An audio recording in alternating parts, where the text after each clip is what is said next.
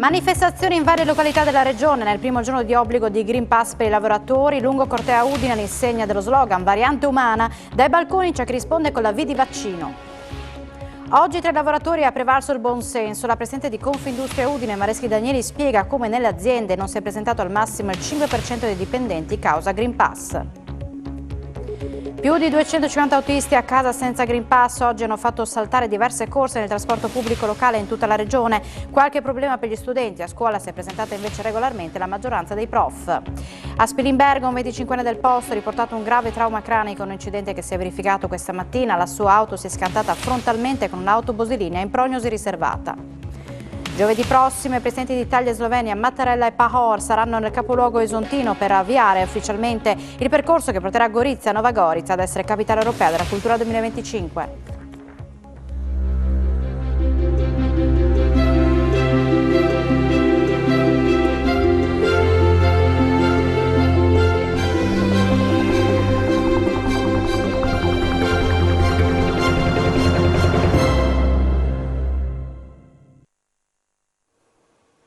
Buonasera e ben ritrovati a un nuovo appuntamento con l'informazione di Telefriuli. Presidi pacifici all'esterno di alcune aziende, nessuna tensione in fabbrica, un numeroso corteo di protesta lungo le strade del centro di Udine, lo sciopero di Trieste senza il blocco del porto al quale avrebbero partecipato 5.000 persone contro le 15.000 annunciate. È andata meglio del previsto in regione la prima giornata all'insegna dell'obbligo del Green Pass per tutti i lavoratori. Ve la raccontiamo a partire dal corteo organizzato a Udine, dove circa 3.000 persone hanno manifestato in un lungo corteo partito da Piazzale Chiavris e terminato in Piazza Libertà. Arrivati da tutta la provincia, i manifestanti al grido di "Siamo la variante umana" hanno sfilato con cartelli e cori per le vie del centro, ma dai terrazzi non sono arrivati solo messaggi di sostegno. Un'anziana ha risposto ai manifestanti con la V di vaccino.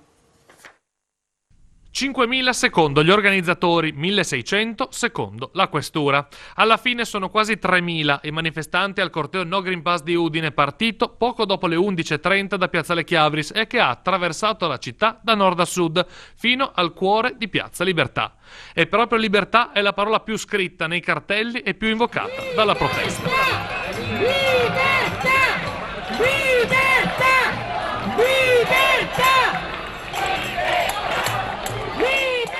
Un fiume umano che ha letteralmente paralizzato Udine, con pesanti ripercussioni sul traffico tra Viale Volontari, Piazza Lo Zoppo e Piazza Primo Maggio. Una volta attraversato lentamente, il corteo si è arrestato sotto la loggia del Lionello, dove sono cominciati interventi e considerazioni tra chi è contrario ai vaccini e chi, pur vaccinato, si oppone alla certificazione verde. C'è anche chi però si è opposto, pacificamente o meno, alla manifestazione, punte di quella maggioranza di popolazione che il vaccino l'ha ricevuto e che il Green Pass lo possiede. In Viale Volontaria, al primo passaggio della testa del corteo, una signora si è affacciata dal terrazzo e a suon di baci e di gesti ha invitato tutti i manifestanti a prenotare la propria dose. Molto meno pacificamente qualcuno di qualche piano più in su, che nascosto al riparo della porta finestra gettava acqua sui manifestanti, che hanno risposto con fischi e qualche parolina poco gentile. Però in realtà la fiumana si è srotolata attraverso Udine senza particolari problemi o tensioni. In campo polizia locale, polizia di Stato, carabinieri e guardia di finanza che hanno vigilato fin dal raduno dei manifestanti in Chiavris fino allo scioglimento poco dopo le 3 di pomeriggio.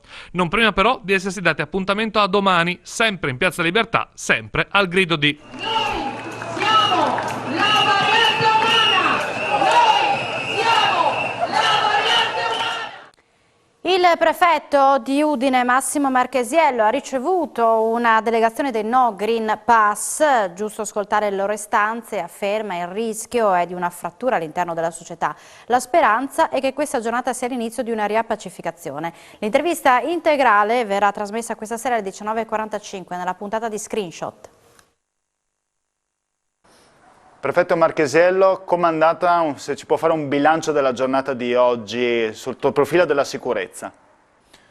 Sicuramente bene, nel senso che non ci sono state tensioni, ho ringraziato le forze dell'ordine ovviamente, ma anche i partecipanti alla manifestazione che per quanto numerosa comunque non ha dato problemi e tematiche di rilievo. Si è conclusa normalmente, ho ricevuto una delegazione dove ho ascoltato le loro doglianze, anche quelle che erano i rilievi che sono stati portati all'attenzione del governo, ma era giusto così perché si è, come dire, chiuso un percorso che era quello che ha attraversato la città ma che poi è culminato nell'incontro col sottoscritto. Lei teme che ci possa essere una frattura nella società civile tra sì Vax, no Vax, sì Green Pass, no Green Pass? La percezione c'è, perché comunque lo vediamo e come dicevo un anno fa non avrei mai previsto e immaginato che si potesse creare una situazione di tensione così forte. Spero che non si acuisca e che comunque i correttivi nel frattempo da parte e comunque la comprensione del problema, che è sicuramente talmente vasto, ma che sicuramente ci ricorda sempre che la vaccinazione è il primo passaggio. I tamponi servono, ma la vaccinazione è il primo passaggio su cui purtroppo per ora non abbiamo altre possibilità di uscita. È un giorno zero oggi questo? Potrebbe essere un giorno da cui poter ricominciare? Un giorno zero che spero vada in salita, quindi non si vada a -1 e a -2, perché comunque vorrebbe dire che abbiamo perso una grossa possibilità e una grossa battaglia. Mattinata di protesta a Trieste. I portuali dalle 6 del mattino hanno bloccato il varco 4 del Molo 7. Il presidio proseguirà ad oltranza. Nel corso poi della giornata sono oltre 7.000 le persone che si sono unite al presidio. Situazione tranquilla e presidiata dalle forze dell'ordine. L'attività dello scalo è comunque proseguita seppur a regime ridotto. Le richieste da parte da chi ha realizzato il blocco sono semplici: via il Green Pass. Allora sentiamo tutto da Trieste, da Andrea Pierini. Buonasera da Trieste. Continua il presidio all'esterno del varco 4 del Molo 7 del porto di Trieste, dove i portuali hanno deciso di picchettare la zona per chiedere l'abolizione o quantomeno una proroga del Green Pass, dell'entrata in vigore del documento della certificazione verde rilasciata a chi si è sottoposto al tampone oppure alla doppia vaccinazione valida 48 ore. La loro richiesta è questa: da parte del governo c'è la chiusura totale. È stata una manifestazione iniziata questa mattina alle 6 e proseguita durante tutto il giorno, circa 5.000 le persone contemporaneamente presenti, poi a rotazione c'è chi andava, c'è chi veniva, è arrivata gente da Verona, gente che poi anche se n'è andata. Proseguirà la protesta a oltranza, questa è la volontà dei portuali. Le ricadute sul porto in realtà sono state abbastanza contenute, perché ad esempio il Molo 1 è rimasto aperto, il varco 1 è rimasto aperto, dove camion entravano e uscivano, e anche lo scalo Legnami. Le ripercussioni sono state soprattutto su questo varco, che comunque, va specificato, non era chiuso. La protesta continuerà, vediamo cosa succederà domani mattina, e da Trieste è veramente tutto. Ed ora andiamo a sentire alcune interviste raccolte da Andrea Pierini proprio oggi a Trieste. Si va avanti fino a quando non tolgono il Green Pass, sempre con la scelta libera di chi vuole andare a lavorare va a lavorare. Se l'Italia non deciderà da sola, perché abbiamo capito che non cederà, noi ci aspettiamo che gli stati al di fuori dell'Italia, quindi gli stati europei, vengano a chiedere all'Italia perché ha messo questo decreto. Il presidente D'Agostino per noi è una gran persona e per Trieste ha fatto tante cose buone. Il fatto di dimettersi è una scelta sua personale. Basta Green Pass, siamo stufi di queste prese in giro del governo, è ora di finirla. Qua c'è tanta gente, come avete potuto vedere, che protesta per questa legge inventata per lavorare, e noi abbiamo diritto di lavorare e quindi protestiamo. I portuali non mollano e lottano per la libertà di tutti, ovviamente. Noi siamo solidali, noi siamo una famiglia praticamente. Portuali sono una famiglia, lavorano da più di 20 anni insieme e noi ci calcoliamo come fratelli praticamente.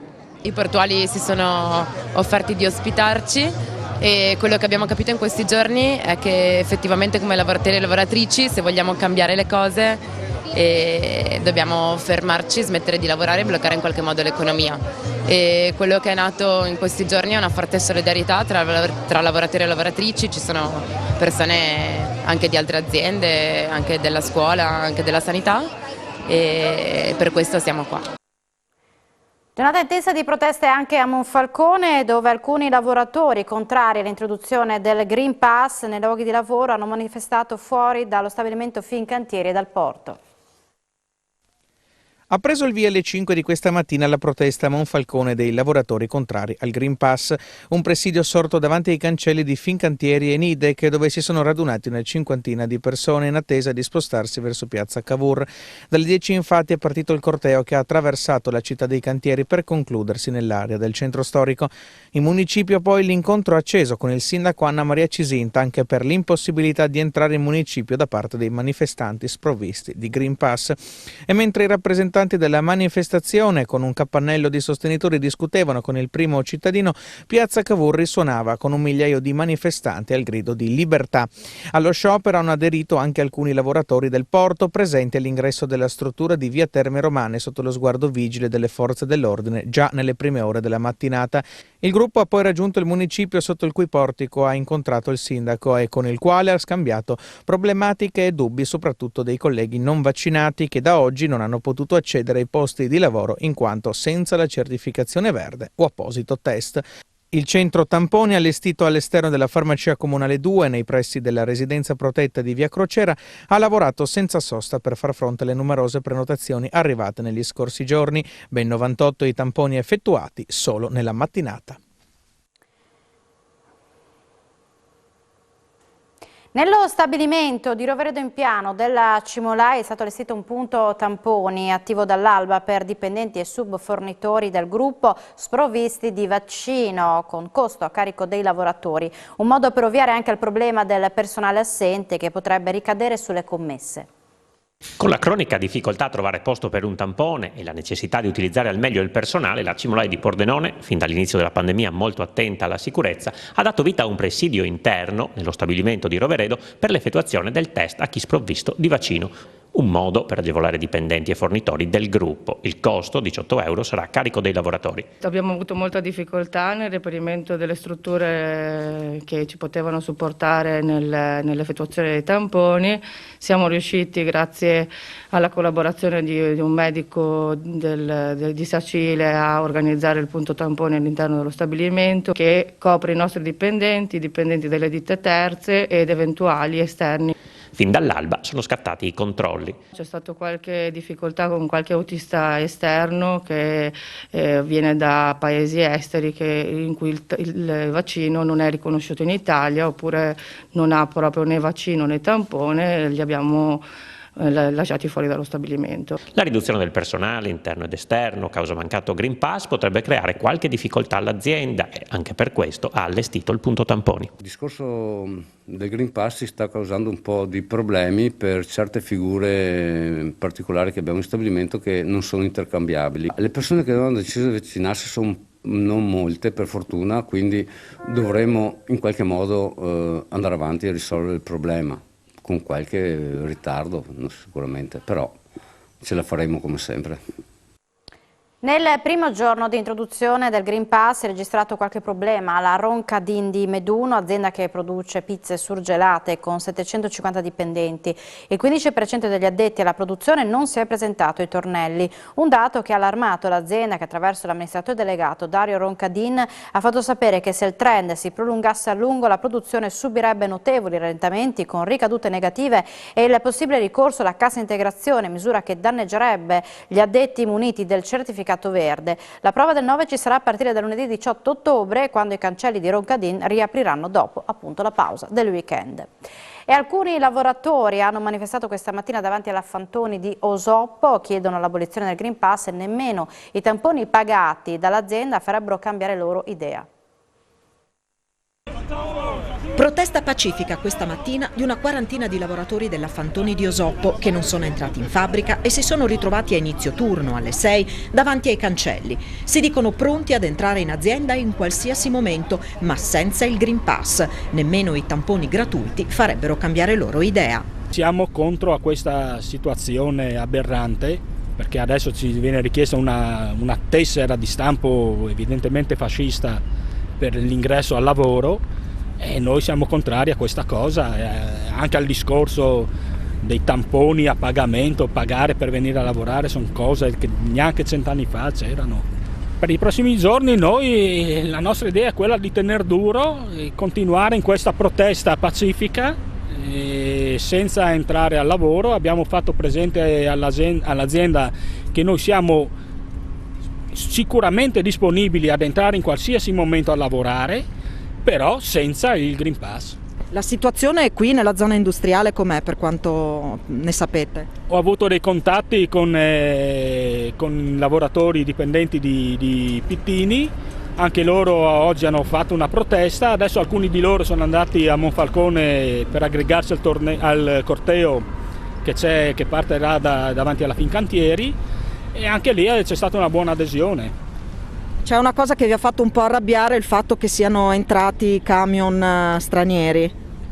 Beh, certo, anche qua 2 pesi, 2 misure.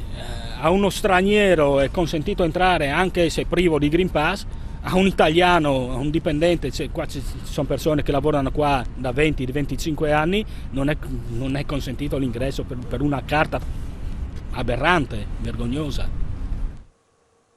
Oggi tra i lavoratori ha prevalso il buon senso. La presidente di Confindustria Udine, Anna Mareschi Danieli, a fine giornata commenta così il debutto dell'obbligo del Green Pass per i lavoratori. Nonostante i controlli ai campioni, dice, molti hanno presentato spontaneamente la certificazione verde per farla verificare. La presidente spiega anche come nelle aziende non si è presentato al massimo il 5% dei dipendenti causa Green Pass. In alcune sono risultate tutti in regola. Presidente Mareschi Danieli, a giudicare dai numeri e anche dai toni, pare che in questa giornata, nonostante tutte le preoccupazioni della vigilia, abbia prevalso il buon senso. Sì, effettivamente è andata così, meno male. Abbiamo avuto tutti una piacevolissima sorpresa. A Trieste stanno registrando circa 7.000 persone e fra l'altro anche abbastanza pacifica.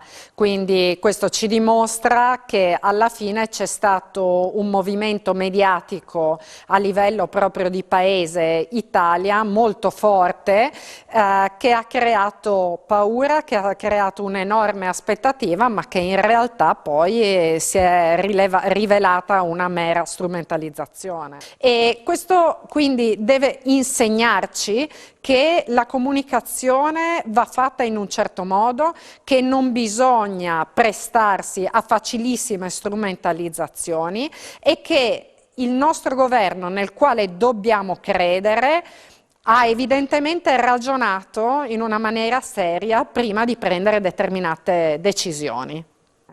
Cosa è successo all'interno e all'esterno delle aziende friulane? Di disordini non c'è traccia, come invece era stato ipotizzato. Sicuramente le aziende hanno ricevuto qualche comunicazione di lavoratori che non intendono effettuare il tampone e che quindi sono rimasti a casa secondo quella che è la loro possibilità. E una cosa piacevole che è accaduta è che c'è stata un'enorme collaborazione dei nostri collaboratori, perché si è notato come, nonostante i controlli fossero a campione, come prevede la legge, tutti volevano dimostrare di possedere il Green Pass in ingresso delle aziende. Quindi questo ci dimostra che la gente si è stufata di essere strumentalizzata. L'introduzione dell'obbligo del Green Pass ha creato disguidi nei trasporti, soprattutto per i ragazzi che non abitano a Udine. Al liceo classico Stellini, dove tutti i docenti erano presenti, la carenza di mezzi pubblici ha costretto almeno 2 o 3 studenti per classe a rimanere a casa. Situazione tranquilla nelle scuole del capoluogo friulano, dove le problematiche legate alle manifestazioni di oggi hanno riguardato esclusivamente i trasporti, con conseguenti disagi agli studenti provenienti da fuori Udine.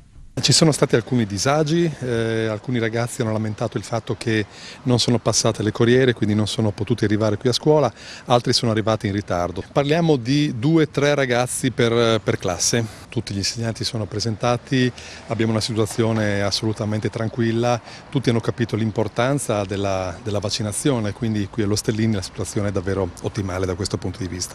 E hanno funzionato regolarmente anche le scuole primarie di primo e secondo grado. Pochissime adesioni allo sciopero, la scuola sta funzionando in maniera regolare, salvo insomma una o due classi che non sono potute entrare per appunto l'assenza dei docenti, però si tratta veramente di percentuali molto basse di adesione. Solo in una scuola primaria ci sono alcuni alunni che non sono entrati, e in altre invece gli alunni ci sono comunque perché magari manca l'insegnante della quarta, quinta ora, ma in questo caso si fa sorveglianza agli alunni che sono in classe in attesa dell'ora successiva, e quindi il servizio comunque funziona regolarmente. Più di 250 autisti a casa senza Green Pass oggi hanno fatto saltare diverse corse nel trasporto pubblico locale in tutta la regione, anche se i viaggi verso scuole, come abbiamo detto, e ospedali sono stati garantiti. A Trieste, picco delle assenze per malattie sospette. Sono oltre 250 gli autisti del trasporto pubblico locale che oggi non sono entrati in servizio causa mancato Green Pass, un numero che si aggira attorno al 20% degli autisti totali in regione, il che inevitabilmente ha causato riduzione del servizio e tagli di corse, anche se le tratte essenziali sono state garantite. Quindi le scuole, ospedali e disabili. Noi abbiamo avuto un 35 autisti in meno che non si sono presentati causa Green Pass, dei quali però bisogna fare un distinguo, perché ci sono alcuni che assolutamente non vogliono vaccinarsi e non avranno il Green Pass, ma c'è anche una quantità ridotta di persone che comunque ha il vaccino ma non ha fatto in tempo ad avere il Green Pass valido. 110 in meno a Trieste, 90 a Udine e 30 a Gorizia, con un'ottantina di turni saltati a Trieste e una quarantina a Udine. Defezioni sparse per Apiti Gorizia, arriva Udine Trieste Trasporti e ATAP Pordenone, con disagi previsti anche nei prossimi giorni. Oggi sono aumentate anche le assenze per malattia, schizzate in particolare a Trieste, 50 autisti a casa, un dato che sarà oggetto lunedì di un esposto in procura per verificare la regolarità dei certificati. Ma tutto il settore trasporto è in fermento, soprattutto per i camion che arrivano dall'estero. Lavoratori che sono in possesso di altri tipi di vaccino, tipo lo Sputnik, che non è riconosciuto dalla Comunità Europea, possa entrare, deve rimanere però comunque dentro la cabina, e l'impresa dove deve consegnare deve farsi carico dello smistamento, dello scarico delle merci, appunto, perché poi avremo anche il problema che se non arrivano le merci, qualche problema sulle produzioni, sull'alimentare e sulla logistica in generale potrebbe accadere nei prossimi giorni. Il comparto pubblico ha retto all'introduzione dell'obbligo del Green Pass, prova superata per i dipendenti della regione, su 3.200 solo 11 a casa senza certificato verde.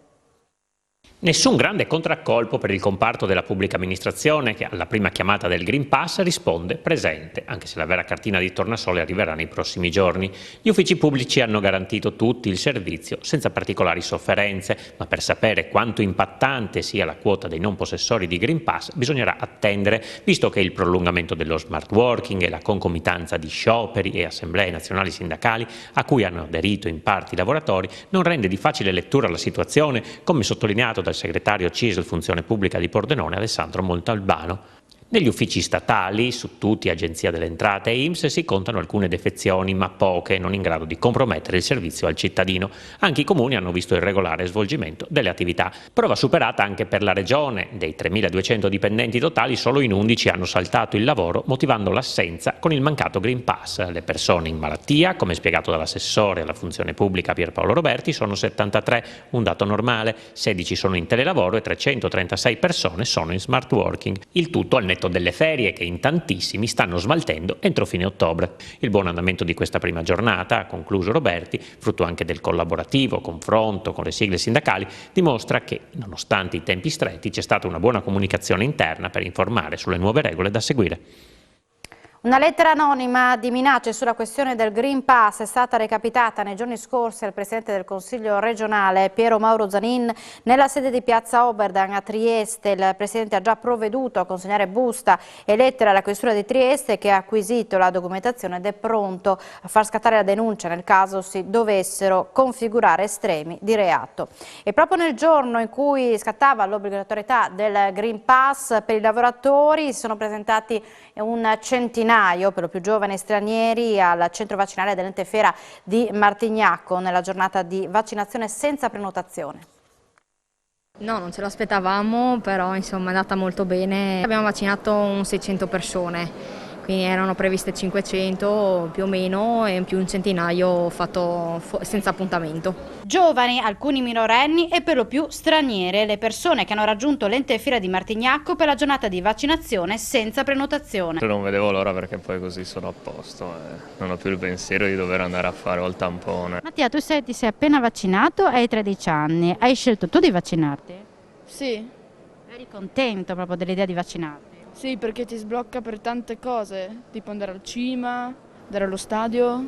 E il papà l'ha portato ed è contento di questa cosa? Assolutamente sì, io sono vaccinato già da un po', ha voluto vaccinarsi e domenica andiamo allo stadio. È d'obbligo avere il Green Pass e quindi a sto punto non posso farci a meno. Sei già vaccinato, lo accompagni? Avere il vaccino che sono più tutelato e alla fine non è vero che fa male, cioè io sono stato benissimo sia la prima dose sia la seconda, quindi meglio farselo anche per tutelare gli altri. Sono 82 nuovi contagi al coronavirus rilevati nelle ultime 24 ore nella nostra regione, 72 le positività scoperte tramite tamponi molecolari, 10 attraverso i test rapidi antigenici. Tra questi contagi segnaliamo le positività di un medico, di 2 infermieri e di 3 operatori sociosanitari. È stato registrato il decesso di una donna gradese di 97 anni, avvenuto ieri. Calano a 7 i pazienti ricoverati in terapia intensiva, mentre sono 41 i cittadini ospedalizzati negli altri reparti. Il corpo senza vita di una donna è stato notato questo pomeriggio da alcuni passanti nelle acque del canale Ledra a Udine. Sono stati alcuni passanti dell'Etare 112 dopo aver notato qualcosa di strano. È successo attorno alle 15. Sul posto sono intervenuti vigili del fuoco, polizia di Stato, polizia locale, oltre un'ambulanza. Sono iniziate poco dopo le operazioni di recupero della salma, di cui al momento non si conosce l'identità. Informato immediatamente il magistrato di turno della Procura della Repubblica di Udine. Grave incidente stradale lungo la regionale 464, poco prima della rotonda dove sorgono il Despari e altri punti vendita a Spilimbergo, poco prima delle 10 di questa mattina. Per causa del vaglio dei carabinieri della radiomobile della compagnia di Spilimbergo si sono scontrati frontalmente un autobus di linea e una Toyota, al volante della quale c'era un ragazzo di 25 anni della zona. Ad avere la peggio nell'impatto è stato il giovane gravemente ferito e ritrasportato al Santa Maria della Misericordia di Udine con elicottero sanitario. Riportato un trauma cranico molto serio, la prognosi riservata. Sul posto la centrale Sores di Palmanova ha inviato anche l'equipaggio di un'ambulanza e la sala operativa del NUE ha inviato invece i vigili del fuoco del distaccamento di Spilimbergo, coinvolto anche un terzo veicolo urtato dopo l'impatto frontale. Un infortunio sul lavoro si è verificato nel pomeriggio di oggi a Troviscosa. Il conducente di un mezzo pesante che stava consegnando materiali in un'azienda agricola locale è scivolato improvvisamente dal cassone ed è caduto, riportando un trauma alla testa. Sul posto, dopo l'allarme, la centrale Sores di Palmanova ha inviato sul posto l'equipaggio di un'ambulanza per soccorrere il ferito che non sarebbe in pericolo di vita. Omicidio per droga a Mortegliano. Zazzai non è stato ucciso volontariamente da Raimondo Raiola. Ad affermarlo è il perito balistico della difesa, sentito oggi in Corte d'Assise a Udine. Raimondo Raiola non può aver ucciso volontariamente Ramani Zazzai. È questa in sintesi la valutazione di Alessandro Franco, consulente della difesa nel processo in Corte d'Assise a Udine per l'omicidio dell'afgano avvenuto il 6 giugno 2020 a Mortegliano. Raiola aveva ammesso di aver rapinato Zazzai dei soldi destinati all'acquisto di stupefacenti, ma aveva raccontato che il proiettile mortale era partito inavvertitamente mentre colpiva la vittima con il calcio della sua beretta. Partendo dal racconto di Raiola e dalle perizie del medico legale e del RIS di Parma, l'esperto balistico ha escluso la volontarietà dello sparo perché è incompatibile con i dati oggettivi. Sarebbe stato più naturale colpire Zazzai alla schiena o alla nuca. Invece ha considerato i dati oggettivi compatibili con il racconto di Raiola. La pistola avrebbe sparato a 10-15 cm di distanza dal capo della vittima e il dito avrebbe premuto il grilletto a causa delle risposte fisiologiche della mano che si preparava all'impatto con la schiena della vittima. Un evento, ha spiegato il perito, non inconsueto per quel datato modello di pistola quando ha colpo in canna e cane armato ed è impugnata in un momento di forte stress. Al processo hanno deposto anche il fratello di Raiola e un vicino di casa per sottolineare lo stato di turbamento dell'uomo nel giorno dell'omicidio e in quelli precedenti. L'avvocato difensore, Massimo Cescutti, ha letto alcune testimonianze, tra le quali quella della madre dell'imputato, e consegnato al legale di parte civile un assegno di 5.000 euro, oltre alla promessa di Raiola di voler vendere la propria automobile e di consegnare il ricavato agli eredi della vittima. Oggi in Corte d'Assise d'Appello, a Corte d'Assise a Udine, si è tenuta anche l'udienza per il processo dell'omicidio di Marcella Boraso, avvenuto il 21 luglio a Portogruaro, per il quale sono imputati Vail Boulayed, marocchino di 23 anni, il connazionale Rabi di 22, e due, secondo l'accusa, avrebbero ucciso barbaramente la 59enne per poi dare fuoco al suo appartamento dove è avvenuto l'omicidio. 4 i testimoni sentiti, tra i quali anche la sorella della vittima e il fratello. La prossima udienza si terrà a fine ottobre. Un intervento di soccorso straordinario è stato condotto ieri sera a Trieste per salvare una donna all'8° mese di gravidanza. Il bambino che portava in grembo, la triestina, una donna di 37 anni, era finita improvvisamente in coma. Un intervento dunque di cesareo urgente. Appena nato il nascituro è stato trasportato con termoculla all'istituto materno-infantile, mentre la madre è stata subito sottoposta a intervento neurochirurgico. Il piccolo sta bene, è sotto osservazione, mentre la madre è attualmente in prognosi riservata in rianimazione. Giovedì prossimo i presidenti d'Italia e Slovenia, Mattarella e Pahor, saranno nel capoluogo esontino per avviare ufficialmente il percorso che porterà Gorizia e Nova Gorica ad essere insieme capitale europea della cultura del 2025. I capi di Stato di Italia e Slovenia saranno a Gorizia il 21 ottobre per sancire ufficialmente il countdown al 2025, anno nel quale Gorizia e Nova Gorica saranno insieme capitale europea della cultura. Sergio Mattarella e Borut Pahor si incontreranno nel capoluogo esontino giovedì prossimo. Ad ufficializzare la data della visita congiunta è stato il comune di Gorizia. Ad annunciare che i due presidenti della Repubblica si sarebbero incontrati in autunno a Gorizia era stato lo stesso Mattarella il 24 maggio, quando aveva ricevuto al Quirinale i sindaci di Gorizia, Rodolfo Ziberna, e di Nova Gorica, Klemen Miklavic. I due primi cittadini in quella occasione avevano voluto esprimere la gratitudine del territorio per il vivace sostegno alla causa dimostrato da Mattarella nei suoi diversi interventi insieme al presidente sloveno Pahor. In autunno verrò a farvi visita insieme al presidente della Repubblica della Slovenia, disse a maggio Mattarella, perché Gorizia e Nova Gorica rappresentano un laboratorio di collaborazione europea di grande valenza e va sostenuto in ogni iniziativa.